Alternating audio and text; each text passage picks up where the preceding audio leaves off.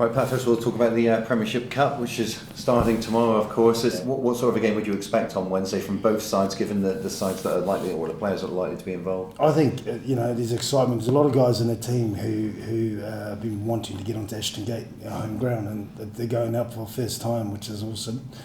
Someone like Diego Bailey, who's had a long-term injury, coming back is buzzing to get back going again.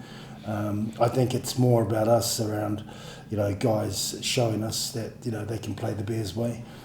It's all about being a good player, but we need you to be a Bears player, and that's on and off the field. And, I think if you talk to a lot of those boys in the academy who've come through, they're loving the fact that, the way they sit next to, got them all paired up, they sit next to, you got young Sammy Hammond sitting with Charles Piutau, you got Paddy Pearce sitting next to Stephen Luatua.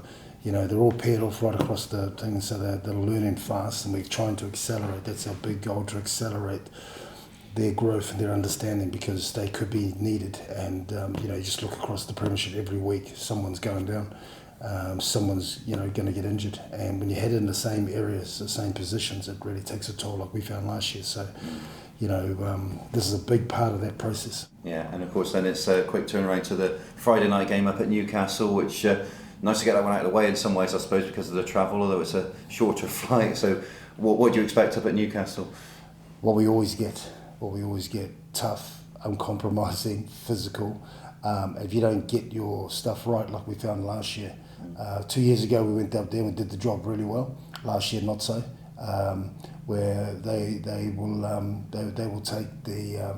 take it to you all day long, all night long. So it emphasises again that you need to focus on teamwork, you need to focus on getting your roles right, and you need to bring the right emotional state to get up north.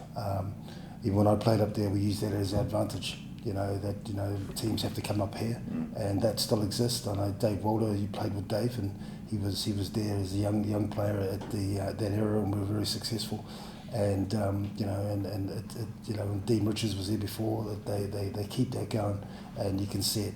I think it's even harder because I don't think the game last week reflected who Newcastle are and what they are. And obviously there's a lot of outside noise around that game where they lost convincingly. But so I think we're gonna experience the backlash out of that.